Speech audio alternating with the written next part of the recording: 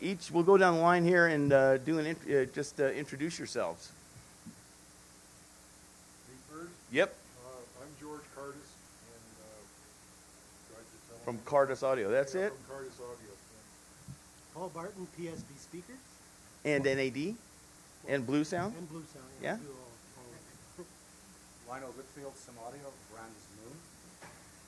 Igor, Levitsky, OPPO Digital. That's Skylar Gray, Audio Plus. I'm Joe Christian,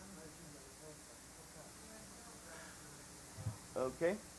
Gerard Chrétien, Managing Director of Focal. So the topic of today's discussion is traditional high-end audio companies entering the headphone space and what that experience has been like.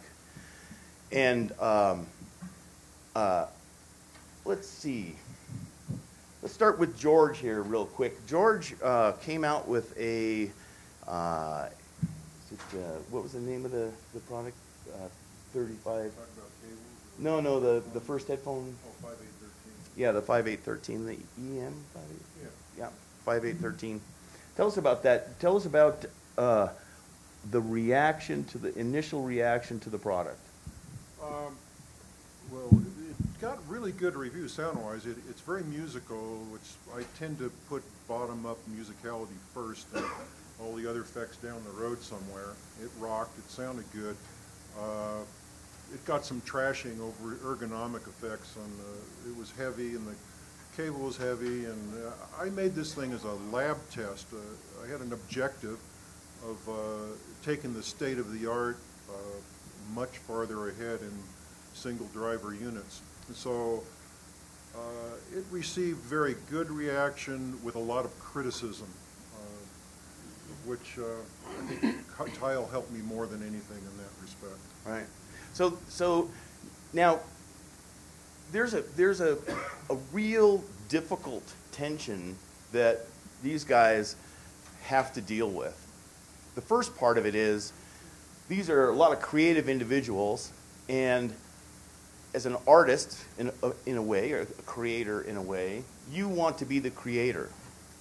And so you have ideas, and then you can, in the absence of anybody else, bring these ideas to the market. But what you'll find is that a lot of times the market has completely different expectations, and unless you've communicated with that market, you're not going to know the reaction when it comes out. And so now, George, what have you got? I changed everything. Changed everything. So, I mean, I discovered a basic flaw in the moving coil dynamic driver. But let's just talk about a quick view of the mechanics of the new headphones, so we can. Oh, just basic feel and shit. Yeah, just the Okay. basic. So basically, we redesigned the table entirely so it wasn't microphonic. It's flexible. Looks good. One thing or another. It's got the feel. Thin got the look. cables. All right. 45-degree connector. 45 which we found to be the thing. Real cool color coding, so you know which channel's which, even in a dark room. Right. Colors, because it's a young audience and they like that kind of Actually, thing. the colors came from one of our first really big customers, Pono, and Pono was into this yellow thing, so we ended up making a bunch of different variants on yellow. But then we decided, what the heck, we had been using copper and black, and we went, what the heck, let's make blue ones and match the color of the cable or something, you know, so it was done to please me. So now we're going to go completely to the other end of the spectrum, and we're going to talk to Igor. And Igor is with OPPO, and OPPO, as you're probably well aware of, OPPO Digital has been making disc players for a long time and been very successful in the high-end marketplace with essentially lower cost type products. But tell us how you brought that OPPO into the marketplace. Essentially, I have been doing headphones since about 1988 back in Soviet Union. If somebody is familiar with the orthodynamic vintage things and heard maybe Amphiton brand, that was our design. So I have been familiar with that for quite a while. And then after I came here, I started doing speakers with several brands and brought the technology here. But what I'm really talking about is your interaction with HeadFi and Yes. the work that you did. So forward to 2013, we started working with OPPO on that PM1, PM2 new design. And well, we had objective approach. We had our measurement and system rigs, and we thought that we did quite a good product. However, HeadFi community is pretty tough bunch of folks, and it was met quite critically in terms of the expectation was based, I think, on what have been available in the market at that time, HD800s and other. People expect some certain type of sound from planar magnetics, and we got hammered a little bit by the lack of some transparency or some resolution. And But you also spent some time doing focus groups with folks on HeadFi, didn't you? yes, Yeah. yes, And, better, yes. and what was that experience like? Well, it was great. It was amazing. We had special section on the OPPO website. I talked to people, lots of excitement, and but it wasn't really revealed. Certain things that we later changed with EarPad wasn't revealed during the beta testing. Really? No, Yeah. no. Huh. It's a little different. And so, tell me about how long did it take from the time you introduced the product to the time you felt the intensity of this pushback? About 2 months. 2 months. So in a 2-month period, I had to come up with the solution. yeah, Yeah. the alternative pads, and Yeah, so on yeah, and so yeah, forth. yeah. And it's subtle, but it just tells a lot about that measurement sometimes doesn't really correlate with the sound quality. And also that there's unlike in loudspeaker business, in headphones, I probably would suggest to listen more to the market and consumers. They have their expectations, and not saying just design product based on their marketing. You have to drive certain ideas Sure. too. But in that market, that's different from loudspeaker, where I've been for a long time. Yeah. There's a different interaction. It's much more interesting, I guess, engaging and two-way Right. kind of street. Yeah. And do you find the criticisms to be accurate and the bar to be very high? That Absolutely, yes. The folks at Hi-Fi, again, overall, in overall, general, right? You have to, overall, there's in a general, spectrum. yeah. there. Again, it's a very subjective topic. I mean, Right. Headphones, but overall, yes, it's very well educated. Not actual education, but knowing sound, approach to it, and analysis of what they hear. Yes, very tough, very folks, very pleasant to deal with, and very accurate. So we'll talk to Lionel here for a moment. Lionel is with Sim Audio and is making a new headphone amplifier that has just been introduced. Tell us now, his approach has been different, and I'm interested in how you see that headphone market that you're putting that product into, and what sort of expectations do you have in terms of their feedback from that?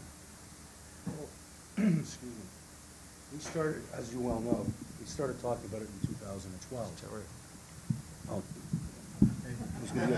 Am I going to be going binaural here? So we started thinking about this conceptually in 2012. We didn't jump right into it. We're a traditional high-end audio manufacturer, mostly two-channel. We've been doing amplifiers for a very long time. The company's been around 35 years. Knowing full well a headphone amplifier is a very different beast than a two-channel amplifier that drives a pair of typical loudspeakers. And then there's the features, circuitry, it's different. We wanted to understand the market, what the expectations are. We spoke to Tyll several times. We spoke to some of our dealers who've been deep into headphones for a long time, some of our distributors globally. And then we sat down, the engineers started doing the research, and our objective very quickly became, we're not just going to build a headphone amplifier, we want to build a reference grade headphone amplifier. Not necessarily cost no object, but something that's not cheap, because there's a lot of headphones out there that are pretty pricey for very good reason. R&D costs money. And one of the objectives of getting into the market was there's growth, but one thing several of us noticed is the people that are into the whole headphone world are very passionate about music. We are too. And there's an interesting demographic with headphones. Yeah, it's growing, but you get people of all ages in there. And it's giving our brand exposure into a whole other world that's very critical, very passionate. So it was over two years of conception and design. We launched it officially earlier this year. Well, we only started shipping it now because there were a lot of refinements we had to make after the initial launch. We want this thing to work with every headphone properly. Excuse me. Like some of the features, we have a pure analog crossfeed circuit. We have selectable gain. We have a front panel display. It tells you your volume setting, but there's a door that slides open. It reveals 2 3-pin and a 4-pin connector, as well as a 1/4-inch TRS.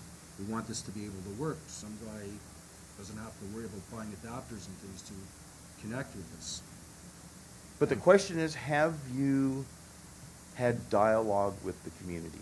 Not me that much. We spoke with several people, because the feeling was if we start talking to too many people, we're never going to get this thing off the ground. We're going to have so many different ideas.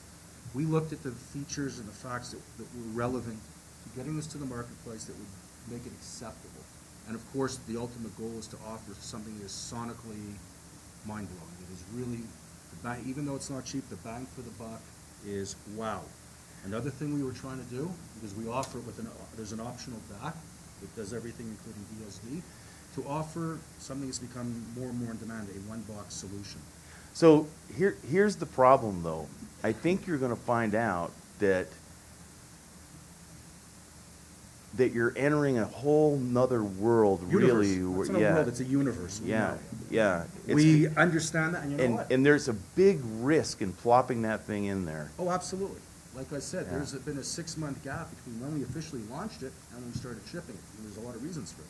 Very, very different. So it's understanding the market, and the market's dynamic. It changes all the time, but we look at this as a fantastic growth opportunity, and the fact that we have so much experience in this industry overall. Okay. Gerard from Focal did something very wise. They started sort of at the low end of the headphone world and are working their way up. And we'll talk about 2 things here. The first thing is, in their introduction of the Focal Spirit 1, they ran into a glitch. Really wasn't their fault, but they ran into a glitch. So the question I have for you is, when that glitch appeared, how long did it take for the headphone enthusiast world to know about it? And was there an effect on your sales? Clearly, first of all, why we start on the headphone business, Focal, our core knowledge is the drivers, the transducer. It's what we like to do. We start with home audio, with loudspeakers, with car audio in the 90s, with pro audio in the beginning of the 2000s. And clearly, there is a new trend with the headphone. And at each time, we have to consider how to, in different environments, and the headphone is clearly a new environment, how to have the best coupling between the transducer and our ear. So it was the first step. So when we start at a very affordable level for an obvious reason. We have to learn and to be modest. From one side, we can create a grand utopia or a crazy loudspeaker because we have more than 30 years of experience. But on the headphone business, We have to be modest and we have to learn. So the first step, we do the first headphone with intuition to try to understand the key parameters. The second step, after the Spirit one, was to create a model to have a very significant correlation between the measurement and what we hear. And it helps a lot to develop the second generation with the Spirit Pro and with the Spirit Classic. Because in the loudspeaker, you know, we know the referential in terms of frequency response and all this stuff. But for the headphone, personally, I was not happy by the different curve on the market. For me, there is no real standard. So we have to create our own standard and to learn. This is the first step, and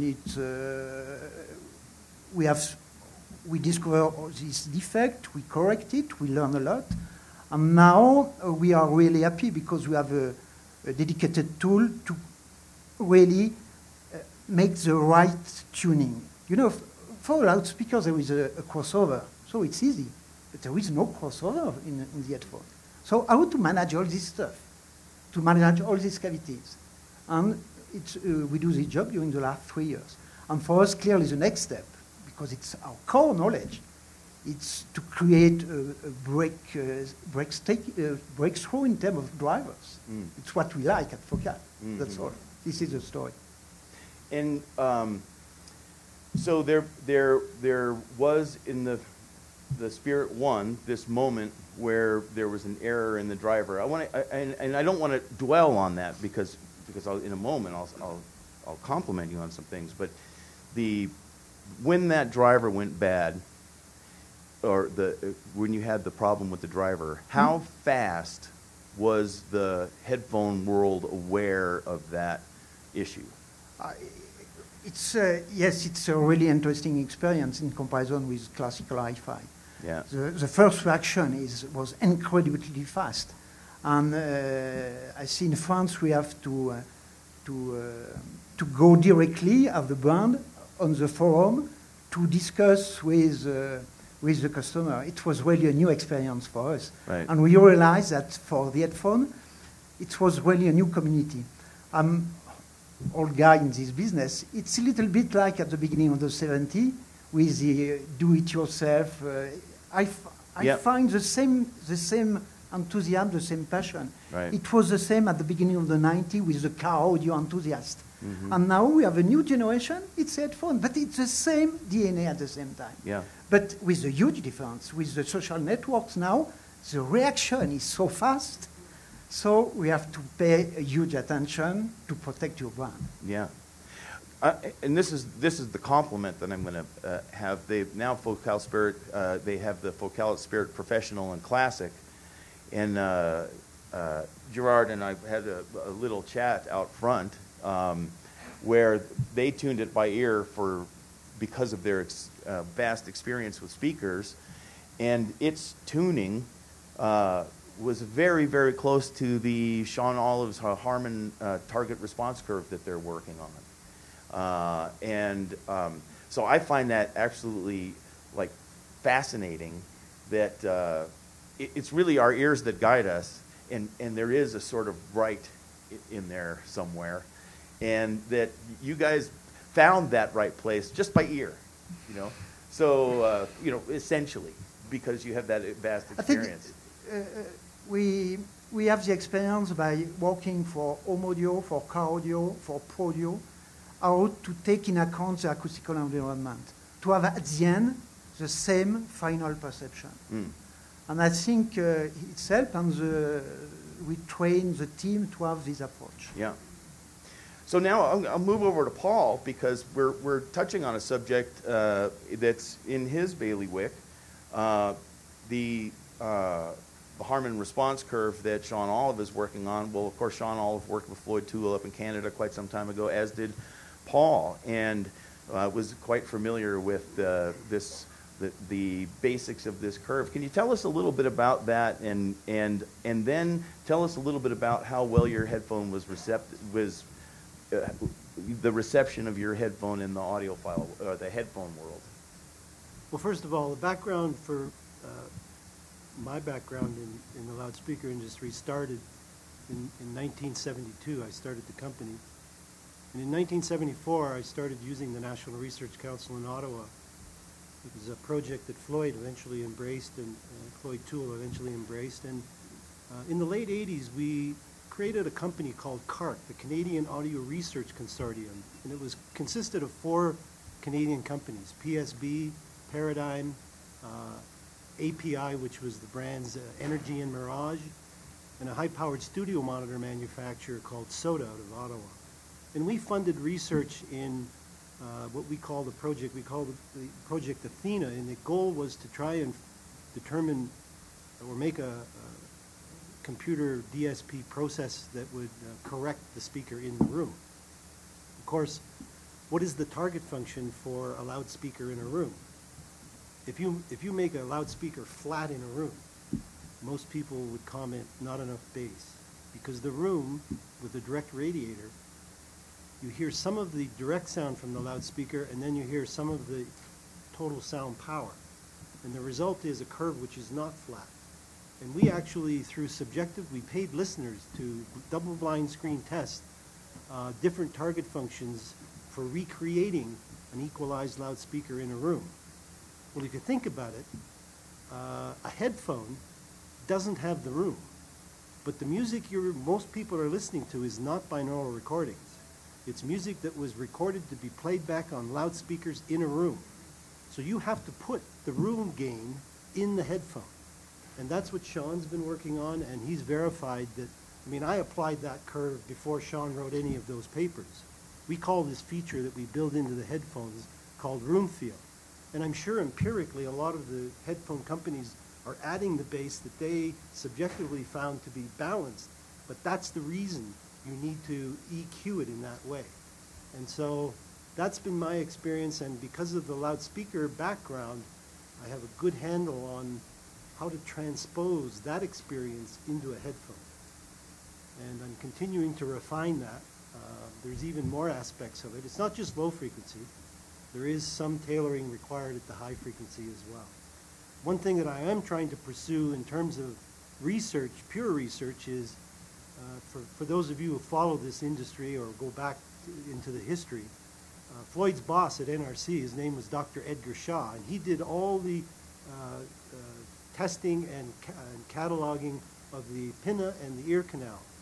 And a student of his, a postgraduate student, PhD of his, who worked under his wing for many years, his name is Mike Stitzen, and a colleague of his who still works at the National Research Council. I've commissioned them to do some research. One of the problems with doing measurements and correlating that with subjective evaluations is that above about 6-7K, it's very hard to actually see an absolute measurement, because the couplers that are developed in the industry are really based on research done for hearing aid development, not for high-end, high fidelity. And my pursuit is to try and design a coupler that can actually nail down, and we think we can do it up to about 14 kilohertz. I've already built one prototype, which is showing promise. The problem is we're using SLA scans of real human ear canal from cadavers, and we have 14 scans of 14 different ear canals, and they vary in size from just over an inch long to about 3 inches long. So it depends on individuals, and everyone's ear canal has a different resonance.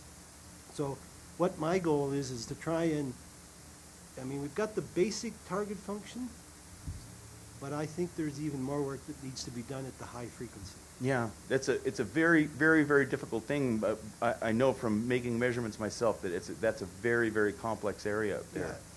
Yeah, I would like to, raise the bar on that. And so, and then tell me, when you brought out the Viso HP50, how has the headphone community received that product? Great. I don't think we've had any real criticism on it. No.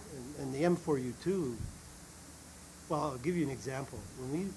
It's the first headphone I did was the M4U2, and it's an active noise canceling, it's pretty complex headphone.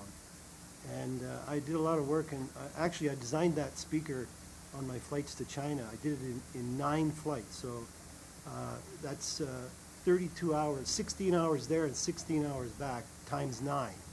So I did a lot of, in all aspects, evaluating the headphone in that kind of environment. Anyway, I could talk forever, but No, you can't. no, well, I could, but I know I can't. But do you when the HP50 came out, are you finding that the HP50 is selling much more strongly than the PSB product? Not really. Not really. No, the distribution is a little different.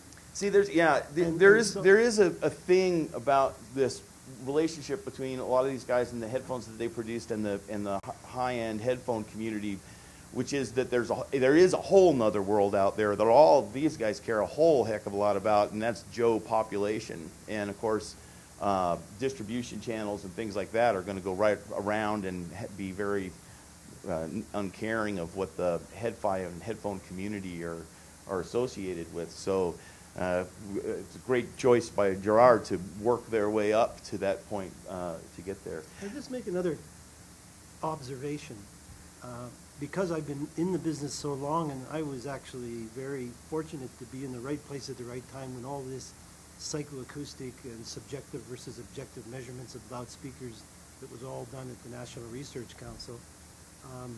When I first started going there, we would do subjective evaluations of East Coast sound, JBL, West Coast, East Coast, West Coast, Boston Acoustics, AR, and they all had their own DNA or voicing. And speakers back then were just totally different from one another. And if you put 4 good loudspeaker companies behind the screen nowadays, they're much closer. I think headphones are where speakers were back in the mid-70s. They're just all over the map. And it's because there needs to be a lot of research done on, and with subjective evaluations, and pretty much repeating what was done on loudspeakers back in the early 70s right through until about 1985, where the bulk of papers and subjective evaluations were done.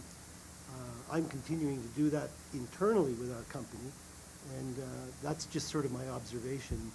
It's an industry that needs some maturing. I would have to say that I agree with you completely 2 years ago.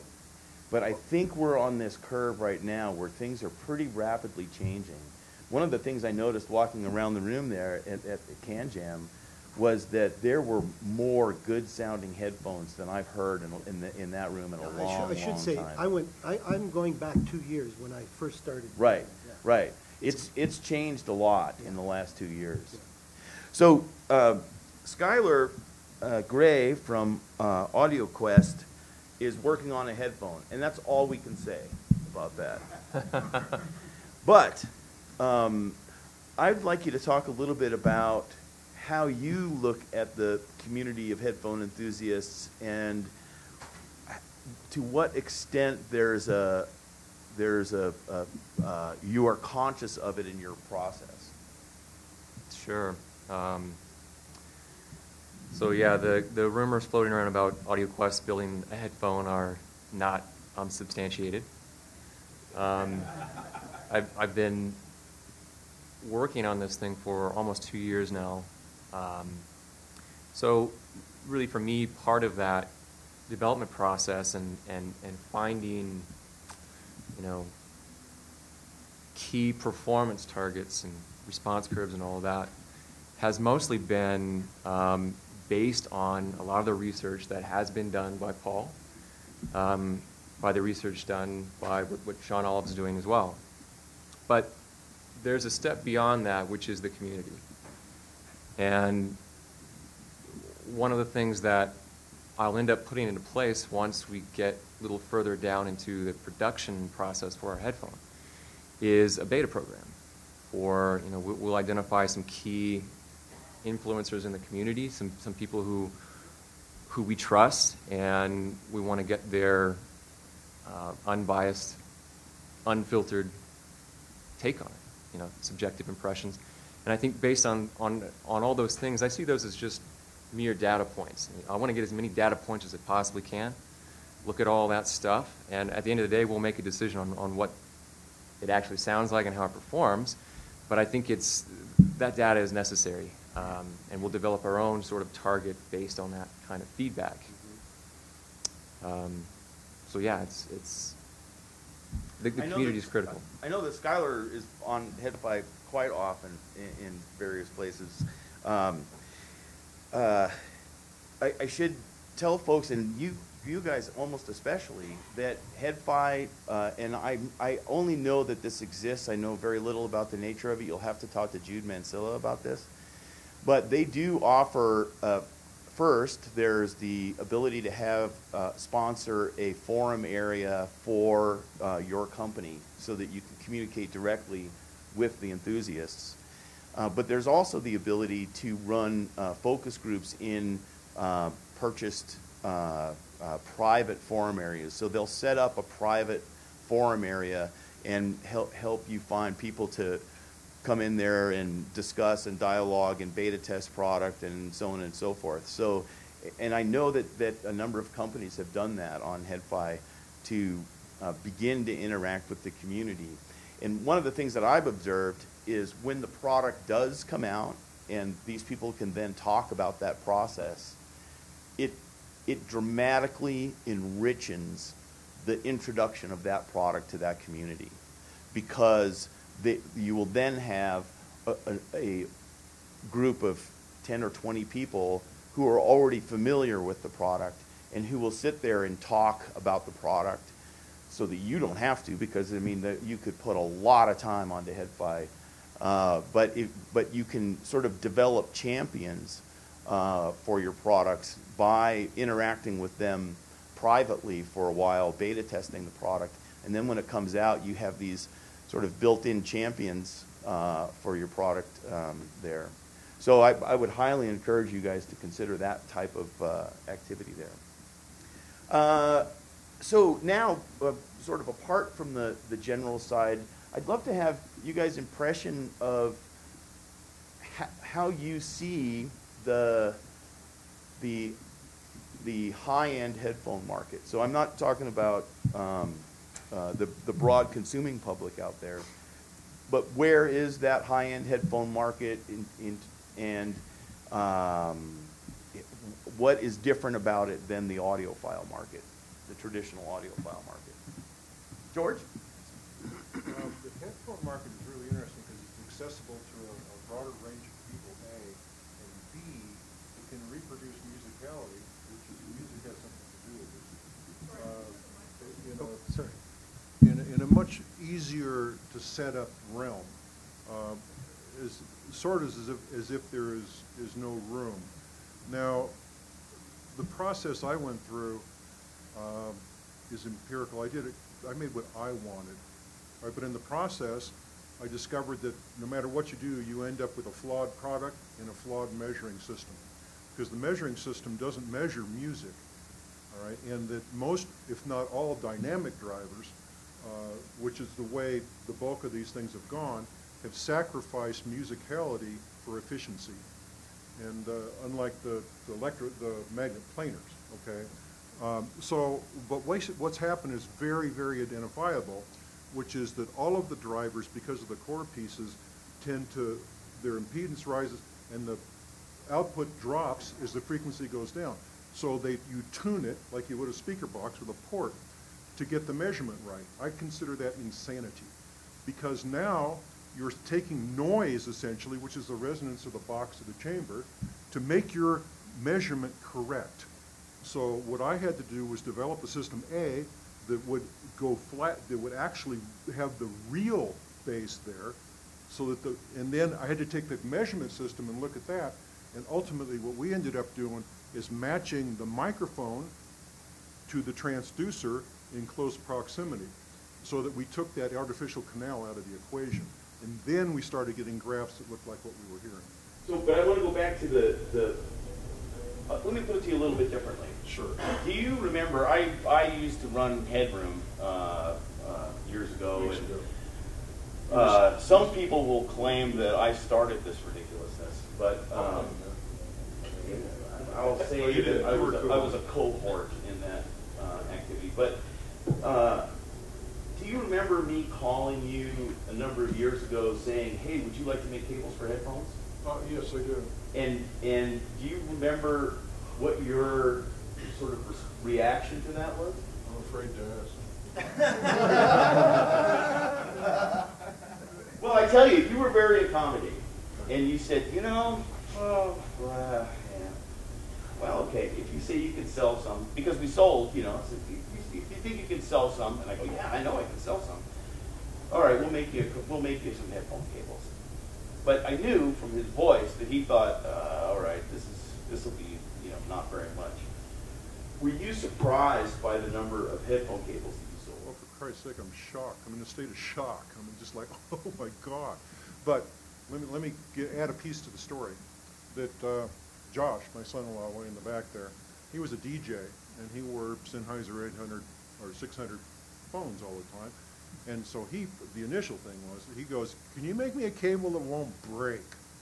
You know, I went, okay. So I made him a cable that didn't break. He goes, God, this sounds really great. Next thing you know, I get a call from you. So I knew I had the thing. Where it gets really interesting here, at that particular point in time, Headfi, as we know, or the Can Jam and things like we know it today didn't exist. The community existed because of the internet, and it was kind of vague. It didn't have any blessing from the outside world, that they felt they were inferior. You know, to be blunt, they really did. I mean, I've heard it come from many directions. So when I went into the marketplace with a cable, it was really interesting because the sales of the Sennheiser 600 earphone went nuts.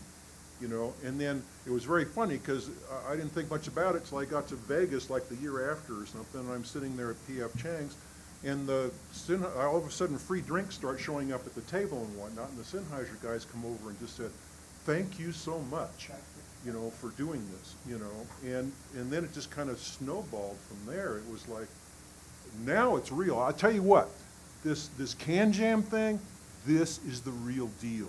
I mean, it got me back into this sport. You know, I mean, the other thing was turning into, I mean, I got a damn successful business that's growing, but I don't need headaches. I want to do what's fun. And the heart and soul of this thing is the appreciation of the music, and you listen to the products. And when you listen to a product, you put it on you in a way you know the person who designed it, you know, in the same way the music is conveyed beyond boundaries. Now, you look around this room here, and I'll tell you something. You wonder who the customer is? It's middle-aged guys looking for a feel. Okay, all right, and I mean it seriously is. We're chasing something that was there when we were a little younger. Okay,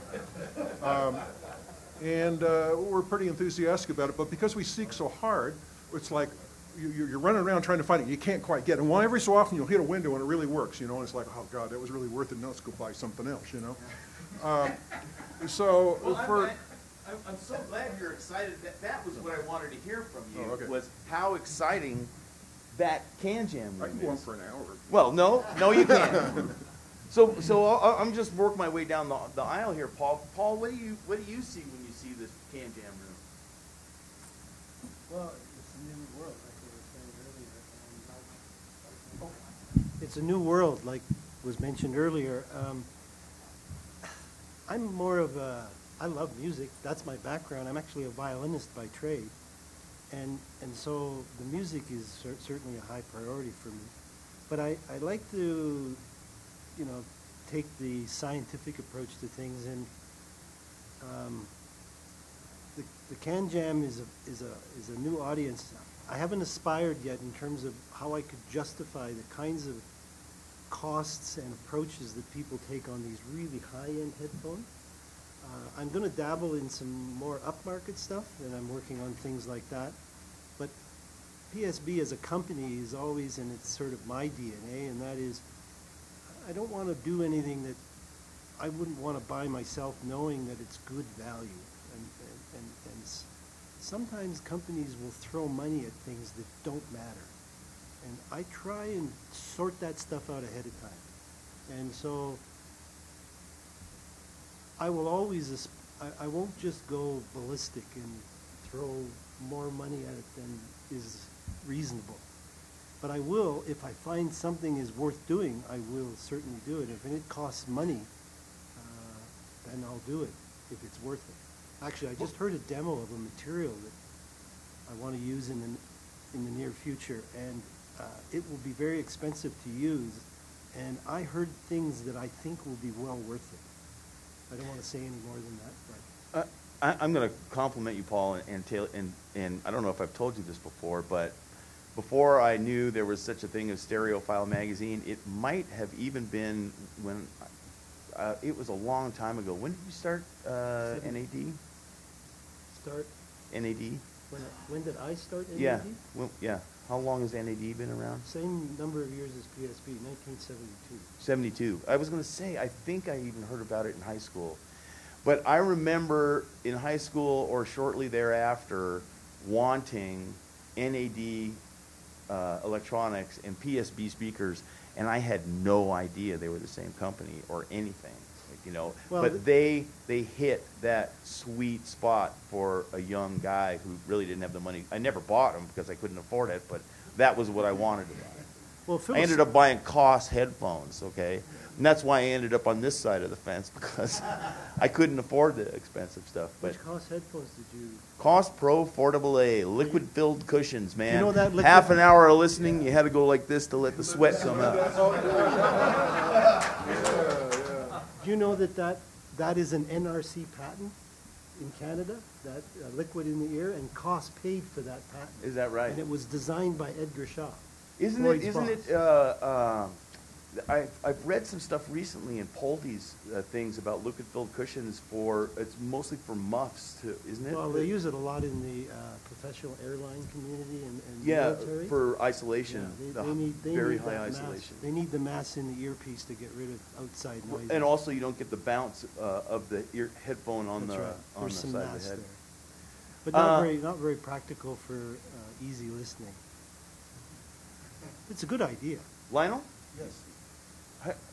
So now we're getting down the road here in this thing. What are you seeing when you look into that can jam?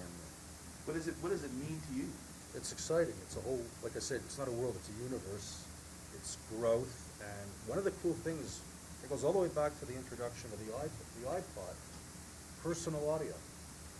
And there are people that have these ridiculously expensive, incredible multi-channel or two-channel systems, but you can't always listen to them. Neighbors, family, whatever else. And headphones, because of the way the whole process has been elevated in terms of quality, performance, lifestyle, more and more people are getting into them. And we want to be a part of it. And one of the things with this new amplifier, aside from like more and more people want this all-in-one box solution, is that a lot of people are getting into computer audio. And not everybody wants to play with network streaming. There are guys out there that just want to plug their audio into a box, plug their computer into an audio box, with a DAC, to their headphones and have a personal experience, and do it in a high-performance kind of way, because there's a lot of high-definition music out there now, and some of it's very good. And this is, in a way, we did this product to be part of the community, but also it's market-driven too. A lot of people we do business with have been asking for this for a while. But the Can Jam thing, it's amazing, but we have a show in Montreal every year. It's been around for almost 3 decades. 2 years ago, they set up their idea of a Can Jam, and it was bigger than what we have here. It wasn't as organized. You just had any product that could work with a headphone. They asked us for a whole bunch. I think we went with 4 of our Neo 350p preamplifiers, which is just a line stage preamp, but it has it's modest, but it's a true discrete headphone amplifier built into it. We had 11, I think 4 of them at the outset. Everybody was in there to make a headphone. A lot of large commercial companies, but it was huge. And you're seeing this in more and more shows now. I think the Toronto show did it 1 year too. Yeah. But this here, RMAF, it elevates it to a different level. This is the real hardcore, cutting edge. I'm going to switch up the question here as I move down the road, and actually I'm going to throw it down to the other end and ask Gerard. It's my belief, and it's a widely held meme, in the headphone world that headphones get you as good quality sound as speakers for 1/10 the price. And so there's and you could sort of argue what the magnitude is, but I don't think there's any argument that for less money you can get yourself into a headphone system than into a speaker system. And it's my contention for a long time that really, really good sound, focal speakers, high-end speakers, when you get to that, $15,000, $20,000 a pair of speakers, the experience is almost magical. It's tingling, it's something that just hits you or something like that. Now, for people out in the world to desire that experience, they have to have had it. And they're not going to pay that money for those kinds of things if they've never had that experience. Do you think that headphones is a gateway for people to get a better quality audio experience at a lower price, and that will bring people in? And do you see that as an avenue for bringing in more customers over time? Yes, it's for me it's obvious. When in 2001, 2002, when iTunes, the iPod appears, for most of the people of our industry, it was like the devil.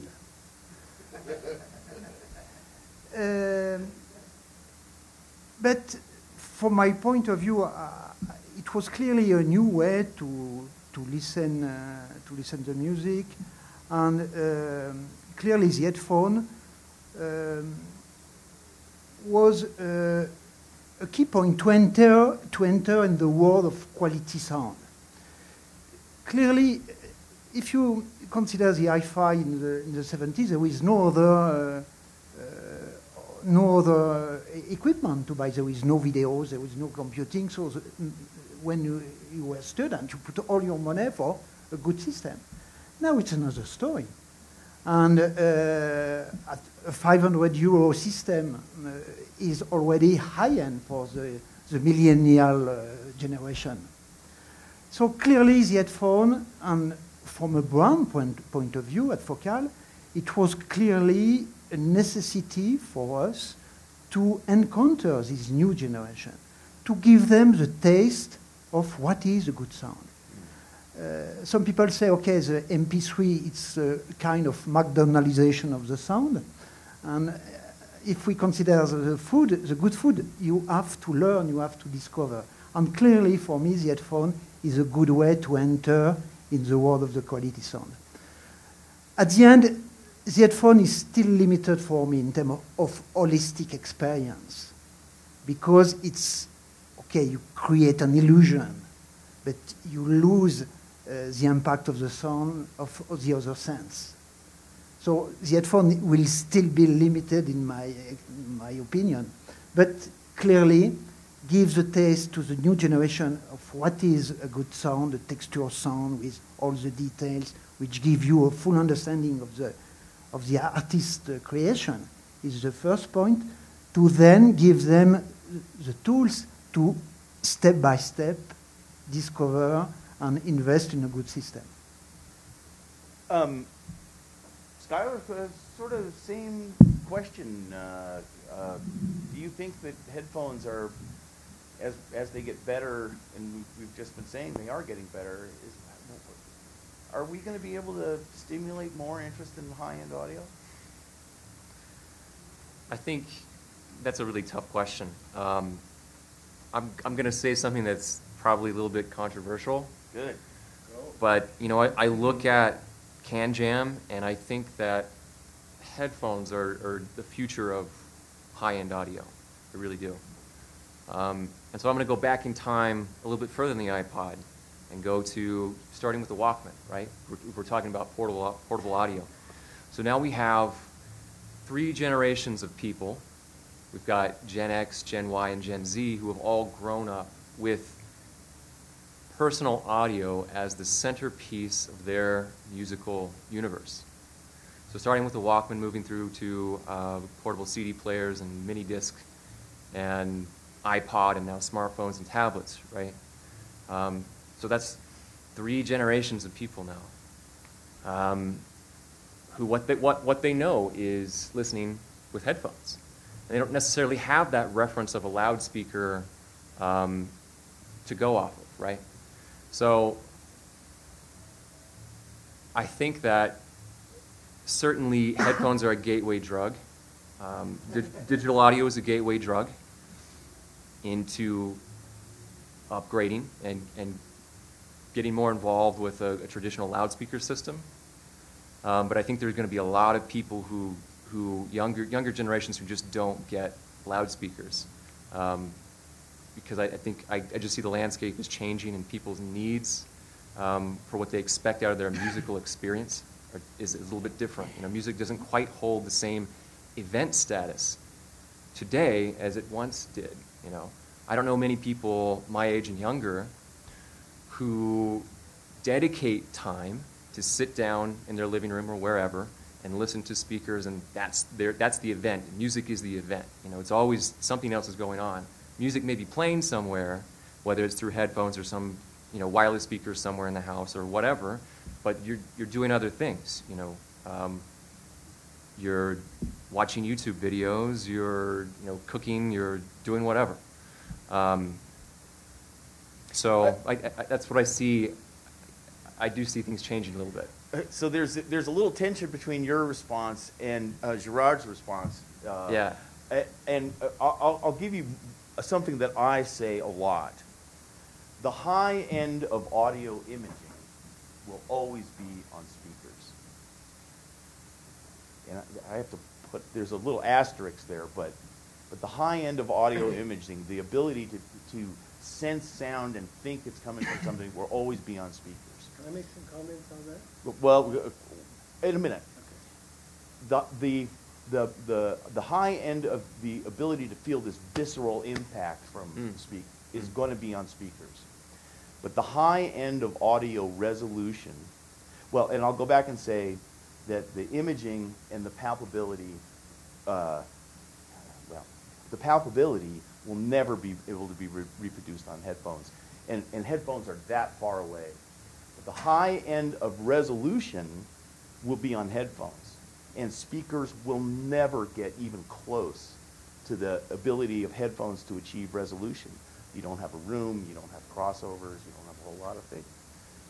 So I think each one has their own strength in a certain way. They're 2 separate experiences. I think for me, that's an important concept. And that's just my opinion. Maybe I'm wrong, but right. I see the loudspeaker experience as this thing over here, and headphone experience as this thing over here. This one's not better than that one. They're different. Right. And I think they should be honored in that way. Some people want. Paul? Yeah, I think you wanted to say something? Some people need I have a question, and then I'll kind of explain where I'm coming from.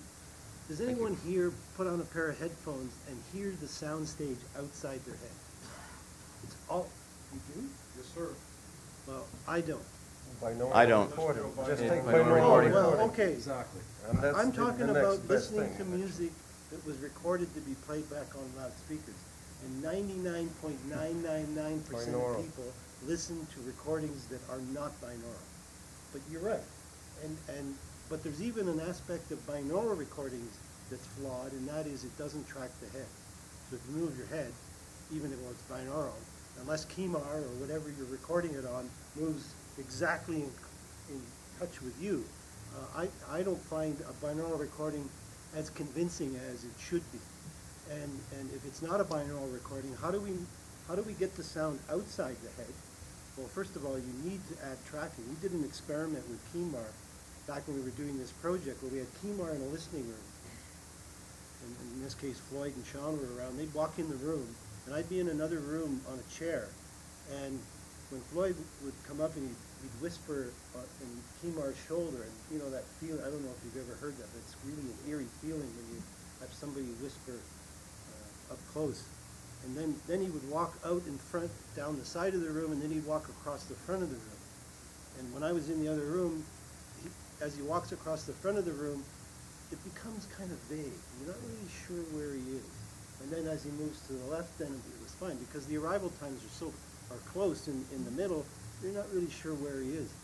But we had a motor and a tracker, and all I had to do when Floyd was walking out and walking in front of the room, I just had to turn the chair about 5 degrees.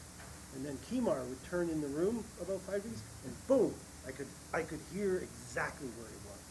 So I think that needs to happen in order for you to really appreciate it. So.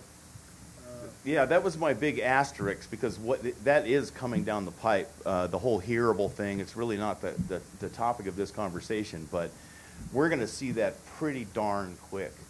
And there's two things that are really beautiful about it. One thing is that as soon as you get head trackers and you're able to DSP a little bit of HRTF movement, your brain is going to very quickly accept it, and as soon as you accept it, it'll be even more accepted. In other words, once you've suspended disbelief, it's really it goes over a big edge, and then you're totally into it, and you'll believe it. And the more you believe it, the more it'll sound like it's really good. There is a learning curve. But the other thing that's really cool about it is that to present the ears with all those cues, you actually have to make an accurate headphone. And there will be a drive for better headphone fidelity, not from consumers who want better sound, because it's hard for people to know what even better sound means, but from manufacturers who want to really trick people into believing the sound is outside your head. They'll have to have good fidelity. And so that's going to drive the fidelity up. Last thing, because I'm right at the end here. In fact, I'm 2 minutes away from the end here. Igor, I've come to the conclusion after doing some study recently on Poldy's work, and I'm trying to really begin to understand headphone design. I think I can do my job better if I essentially become fluent in what's going on inside a headphone, which is really complicated. Well, the point is that what I'm finding is it's beyond complicated. It's almost, I've come to realize that I'm not going to ever kind of get there. And what makes me believe that is when I talk to acoustics engineers, they'll tell you that even the lumped element model only gets you a short way. Anyway, Igor, you've designed both speakers and headphones. The question is, which is more complicated? Yes, I've designed both, and one answer is clear. Headphones is much more complicated. If we just put it, what is headphone? It's a mechanical device, it's acoustical device, it's industrial design product, and it's a separate world, it's a marketing thing. On all of these categories, we have issues. Every category, every subject is much more difficult than loudspeaker. Right. If we take acoustical, it's much more difficult because each ear canal cavity, everything is changing, and the measurement devices and techniques are more difficult. Mechanical design is substantially more difficult because loudspeaker is static. Headphone is a moving mechanical device that is put on the head. Heads are different sizes. Various different sizes. We're clamp force, how you define it, how you optimize it. What is the optimum? What is the ear cushion? Right now I'm working on several projects. It's mind-boggling. I have to go through 1 millimeter and try like 10 types different ear cushions and optimize comfort versus the sound quality. Where do I compromise? Where is the golden rule? It's mind-boggling. Industrial design. You don't wear your speakers. Yeah, no, very important. Yeah, there are so many limitations in headphones that we don't have in loudspeakers. Size, weight, ID, it's much more demanding. And then marketing. I have witnessed, and I've been participant in the rise of the very famous company here. Everybody knows them, that knew nothing about headphones, and the product didn't sound good, and they didn't care, but their marketing was right. And there were two people, I was at the table with them, Jimmy Iovine, Interscope director, and Dr. Dre. And it was amazing to see how the company in 2 years just went off and just ballistic. Yeah. And it didn't matter. Do you guys now, we got to call it quits to this, but just a show of hands. Moving forward, right now Beats has, in the over $100 market, something like 60%. Something, yeah. So, do you, at a show of hands, how many of you think that Beats will be able to, that Beats will continue to be powerful and maintain or increase that market share? Can I say? You mentioned before, like a couple of minutes, about the head tracking. I think Apple was smart to buy Beats. Oh, yeah. Because the thing is, with the smart device, we have all computing power that we need. But what is lacking? It's lacking feedback from our bodies. Once you put the headphone, you know the pulse, you know the azimuth of your head, tracking everything. And with Bluetooth, you can immediately create the programs, the software in the smartphone that can track actually your head movement and automatically apply algorithm for the head-related trunk. So do you think it's Beats amazing? Do you think Beats? I don't know if how they work with Apple. If So Apple show of has hands, who priority, think Beats is going to be able to maintain or increase their market share? Well, I just think that they'll Nobody. probably throw some engineering at it. they have to. No, nobody thinks that. So raise your hands if you think Beats is going to lose market share. Are you including Apple headphones that come with it? Because then it would increase their market share dramatically. Well, I think actually Igor brings up a very, very interesting point. I think the headphone world is going to split into two pieces here pretty darn quick. Yeah. One side, it's not a headphone for listening to music. It's another display. It's about being a display and an input device for your computer. Pretty soon, blind people will be able to walk down the street like this, and in their headphones, coming from where the things are, it's going to say Joe's Shoe Store, McDonald's over here, First Street here. I mean, blind people are going to be able to have a sense of situational awareness that they've never, ever had before. And I'll put on top of that, if you go to China, you might as well be blind, because you have no idea what the signs are saying or where you're going. You get a hearable device, you'll be able to say, hey, where's the shoe store? Because I know there's supposed to be one around here. And the shoe store is right here. It'll become, oh, you just follow the voice to where the shoe store is. So Apple was unbelievably smart buying Beats, because in buying Beats, you have a company that already has the manufacturing capability, distribution, and brand credibility to start dropping computers in the headphones. And to add on top of that, take a full-size pair of headphones like this, it's the perfect platform to put a just visual goggle, Google goggle or whatever. So, also... But I think Ken Jam is safe in that regard. Yeah, right. Right, that's the thing. No You're going to have this, that, yeah. It's going to branch off in this direction where headphones become computer displays. And then there'll be another section which is headphones are about listening to music. And they'll be very different, but this one's going to be way bigger than this one. Why? So, why? Why can't you do both?